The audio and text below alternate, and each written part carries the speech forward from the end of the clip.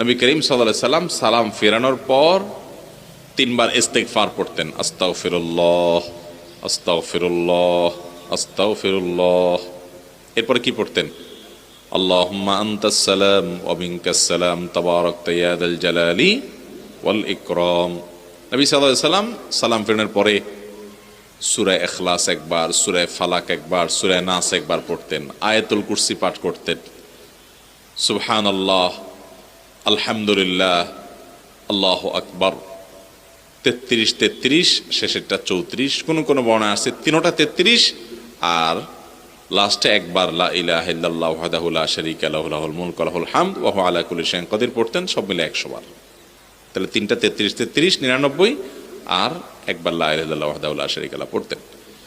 তারপরে তিনি পড়তেন আল্লাহুম্মা আইন্নি আলা যিকরিকা ওয়া শুকরিকা ওয়া হুসনি ইবাদাতিক।